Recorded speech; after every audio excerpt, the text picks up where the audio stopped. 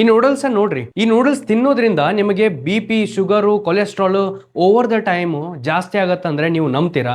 ಹೌದು. ಇಂಥ ನೂಡಲ್ಸ್ ನೀವು ತಿಂಗಳಾನುಗಟ್ಲೆ, ವರ್ಷಾನುಗಟ್ಲೆ ಕನ್ಸ್ಯೂಮ್ ಮಾಡೋದ್ರಿಂದ ನಿಮ್ಮ ಬಿ ಪಿ, ಶುಗರು, ಕೊಲೆಸ್ಟ್ರಾಲ್ ಇವೆಲ್ಲ ಜಾಸ್ತಿ ಆಗುವಂತ ಚಾನ್ಸಸ್ ಇರುತ್ತೆ. ಹೆಂಗಪ್ಪ ಅಂತಂದ್ರೆ ಈ ವಿಡಿಯೋದಲ್ಲಿ ನಾನು ಹೇಳ್ತೀನಿ, ಲಾಸ್ಟ್ ತನಕ ಕೇಳ್ರಿ. ನ್ಯೂಟ್ರಿಷನಲ್ ಇನ್ಫಾರ್ಮೇಶನ್ ಒಳಗೆ ನೀವು ನೋಡ್ತಿರ್ಬೋದು, ಸ್ಯಾಚುರೇಟೆಡ್ ಫ್ಯಾಟ್ 29%, ಟೋಟಲ್ ಸೋಡಿಯಮ್ 29%. ಇದರ ಅರ್ಥ ಏನಪ್ಪ ಅಂತಂದ್ರೆ ನಿಮಗೆ ದಿನಕ್ಕೆ ಎಷ್ಟು ಬೇಕಲ್ಲ ಅದನ್ನ 29% ಆಲ್ರೆಡಿ ಈ 75 ಗ್ರಾಮ್ ನೂಡಲ್ಸ್ ಒಳಗೆ ಇದೆ. ಇದನ್ನ ನೀವು ಜಸ್ಟ್ ಸ್ನ್ಯಾಕ್ ಅಂತ ಕನ್ಸ್ಯೂಮ್ ಮಾಡ್ತೀರಿ. ಬರೀ 30% ಅಂದ್ರೆ 29% ಎಕ್ಸಾಕ್ಟ್ಲಿ ನಿಮಗೆ ಈ ನೂಡಲ್ಸ್ ಒಳಗೆ ಬರತ್ತಿದಪ್ಪ ಅಂತಂದ್ರೆ ಇದನ್ನ ಬಿಟ್ಟು ನೀವು ನಾಷ್ಟ ಮಾಡ್ತೀರಿ, ಊಟ ಮಾಡ್ತೀರಿ, ರಾತ್ರಿ ಊಟ ಮಾಡ್ತೀರಿ. ಇದ್ರೊಳಗೂ ಸೋಡಿಯಂ ಇರ್ಬೋದು, ಸ್ಯಾಚುರೇಟೆಡ್ ಫ್ಯಾಟ್ ಇರ್ಬೋದು, ನಿಮ್ಮ ಬಾಡಿ ಒಳಗೆ ಜಮಾ ಆಗುತ್ತೆ. ಬರೀ 30% ಇಲ್ಲಿಂದ ಬರತ್ತೈತಪ್ಪ ಅಂತಂದ್ರೆ ನಿಮ್ಮ ಊಟದ್ರೊಳಗೆ, ನಿಮ್ಮ ನಾಷ್ಟ ಒಳಗೆ ಎಷ್ಟು ಬರ್ತಿರ್ಬೋದು? ಇದನ್ನ ಟೋಟಲ್ ಆಗಿ ಅಕ್ಯುಮುಲೇಟ್ ಮಾಡಿದ್ರೆ ದಿನದ ಏನು ಕನ್ಸ್ಯೂಮ್ ಮಾಡಬೇಕಲ್ಲ 100% ಮೇಲೇನೆ ಹೋಗುತ್ತೆ. ಮತ್ತೆ ಓವರ್ ದ ಟೈಮ್ ನೀವು months together, years together sodium accumulate ಆಗ್ತಾ ಹೋಗುತ್ತಪ್ಪ ಅಂತಂದ್ರೆ ನಿಮ್ಮ ಬಾಡಿ ಒಳಗೆ ವಾಟರ್ ರಿಟೆನ್ಷನ್ ಆಗುತ್ತೆ, ಅಂದ್ರೆ ನೀರು ಸೇರ್ಕೊಳ್ಳುತ್ತೆ, ಬಿ ಪಿ ಜಾಸ್ತಿ ಆಗುತ್ತೆ. ಸೊ ಇದ್ರ ಸಲುವಾಗಿನೇ ಸ್ವಲ್ಪ ಮಂದಿಗೆ ಬಿ ಪಿ ಅವ್ರ ಲೈಫ್ ಸ್ಟೈಲ್ ಜೊತೆ ಅಸೋಸಿಯೇಟೆಡ್ ಇರುತ್ತೆ. ಫನಿ ಥಿಂಗ್ ಏನಪ್ಪಾ ಅಂತಂದ್ರೆ ನಿಮಗೆ ಗೊತ್ತು ಆಗಂಗಿಲ್ಲ ಇದರಿಂದ ಆಗ್ತಿದೆ ಅಂತ. ಯಾಕಂದ್ರೆ ಇದು ಸಡನ್ ಆಗಿ ಆಗಂಗಿಲ್ಲ. ಓವರ್ ದ ಪೀರಿಯಡ್ ಅಂದ್ರೆ ವರ್ಷಾನುಗಟ್ಲೆ, ತಿಂಗಳಾನುಗಟ್ಲೆ ಇಂಥ ಫುಡ್ಸ್ ನೀವು ಕನ್ಸ್ಯೂಮ್ ಮಾಡೋದ್ರಿಂದ ನಿಮ್ಮ ಲೈಫ್ ಸ್ಟೈಲ್ ಡಿಸೀಸಸ್ ಬರ್ತವೆ. ನೆಕ್ಸ್ಟ್ ನೀವು ನೋಡ್ರಿ, ಇಂಗ್ರೀಡಿಯೆಂಟ್ಸ್ ಒಳಗೆ ಏನು ಹಾಕಿದಾರಪ್ಪ ಅಂತಂದ್ರೆ ರಿಫೈನ್ಡ್ ವೀಟ್ ಫ್ಲವರ್ ಅಂದ್ರೆ maida, palm oil, wheat gluten, iodised salt.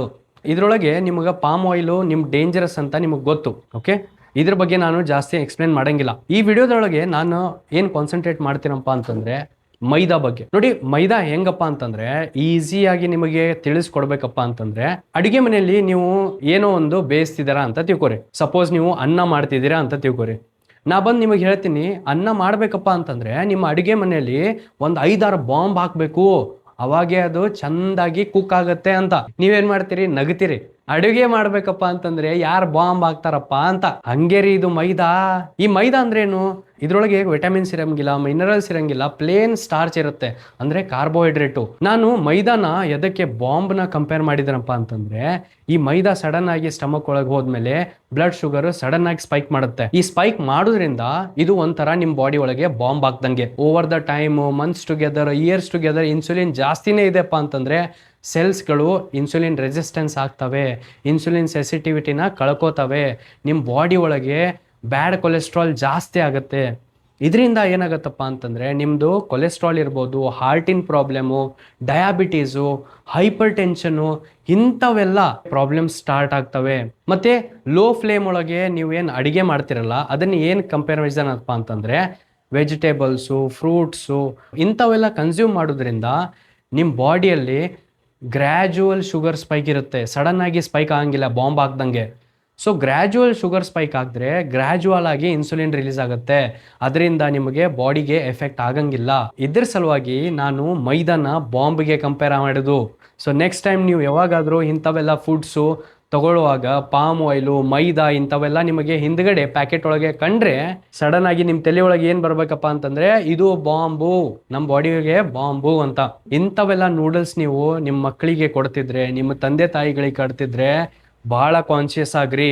ಇದು ಸಡನ್ ಆಗಿ ಎಫೆಕ್ಟ್ ಆಗಂಗಿಲ್ಲ. ಓವರ್ ದ ಟೈಮ್ ನೀವು ಇದನ್ನ ತಿಂತಿದ್ರೆ ಇದು ಹೆಲ್ತ್ ಎಫೆಕ್ಟ್ನ ನಿಮಗೆ ತೋರಿಸುತ್ತೆ. ಕಂಪ್ಲೀಟ್ ಆಗಿ ನೀವು ವಿಡಿಯೋ ಇಲ್ಲಿ ತನಕ ನೋಡಿದ್ರಪ್ಪ ಅಂತಂದ್ರೆ ನೀವು ಕೇಳ್ತಿರ್ಬೋದು, ಹಾಗಾದ್ರೆ ನೂಡಲ್ಸ್ ತಿನ್ಲೇಬಾರ್ದಾ?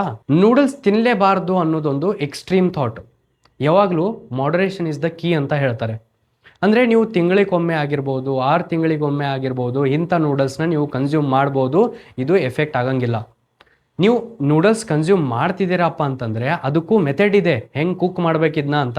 ಪ್ಯಾಕೆಟ್ ತೊಗೊಂಬಂದ್ರಿ, ಕುಕ್ ಮಾಡಿದ್ರಿ ಅಂದ್ರೆ ಕಂಪ್ಲೀಟ್ ಆಗಿ ಮೈದಾ ಹೋಗ್ಬಿಡುತ್ತೆ ನಿಮ್ಮ ಬಾಡಿ ಒಳಗೆ. ಇದು ಹೋಗ್ಬಾರ್ದಪ್ಪ ಅಂತಂದ್ರೆ ನೀವು ಇದನ್ನ ಫೈಬರ್ ಇಂದ ಕೋಟ್ ಮಾಡಬೇಕು. ಅಂದ್ರೆ ನೀವು ಕುಕ್ ಮಾಡುವಾಗ ವೆಜಿಟೇಬಲ್ಸ್ ಆಗಿರ್ಬೋದು, ಫೈಬರ್ಸ್ ಆಗಿರ್ಬೋದು, ಎಗ್, ಚಿಕನ್ನು ಇಂಥವೆಲ್ಲ ನೀವು ಇದನ್ನ ಆ್ಯಡ್ ಮಾಡೋದ್ರಿಂದ ನಿಮ್ಮ ಶುಗರ್ ಸ್ಪೈಕು ಕಂಟ್ರೋಲ್ ಆಗಿರುತ್ತೆ. ನೂಡಲ್ಸ್ ಮಾಡ್ಬೇಕಪ್ಪ ಅಂತಂದ್ರೆ ಇದನ್ನ ಫೈಬರ್ ಜೋಡಿ ಕಂಬೈನ್ ಮಾಡಬೇಕು. ಇದನ್ನ ಮಾಡೋದ್ರಿಂದ ನಿಮ್ಮ ಶುಗರ್ ಸ್ಪೈಕು ಕಂಟ್ರೋಲ್ ಒಳಗಿರುತ್ತೆ, ಇನ್ಸುಲಿನ್ ರೆಸಿಸ್ಟೆನ್ಸ್ ಆಗೋದಿಲ್ಲ. ಯಾವಾಗಾದ್ರೂ ಒಂದ್ಸಲ ತಿನ್ನೋದ್ರಿಂದ ನಿಮ್ಮ ಬಾಡಿಗೆ ಎಫೆಕ್ಟ್ ಆಗಂಗಿಲ್ಲ. ಬಟ್ ಇದನ್ನ ಕಂಟಿನ್ಯೂಯಸ್ ಆಗಿ ವೀಕ್ಲಿ ಆಗಿರ್ಬೋದು 3 ಡೇಸಿಗೆ ಒಮ್ಮೆ ಆಗಿರ್ಬೋದು ಇಂಥ ಫುಡ್ಸ್ನ ಕನ್ಸ್ಯೂಮ್ ಮಾಡೋದ್ರಿಂದ ನಿಮ್ಮ ಬಾಡಿಗೆ ಎಫೆಕ್ಟ್ ಆಗುತ್ತೆ. ಈ ವಿಡಿಯೋ ಮಾಡುವ ಉದ್ದೇಶ ಯಾವುದೋ ಬ್ರ್ಯಾಂಡಿಗೆ ಟಾರ್ಗೆಟ್ ಮಾಡುವುದಲ್ಲ.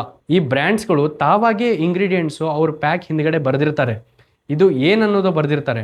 ಬಟ್ ಈ ವಿಡಿಯೋ ನಿಮಗೆ ಆ ಇಂಗ್ರೀಡಿಯೆಂಟ್ಸಿಂದ ಹೆಲ್ತ್ ಎಫೆಕ್ಟ್ಸ್ ಏನಾಗುತ್ತೆ ಅಂತ ತಿಳಿಸ್ಕೊಳ್ಳೋದು.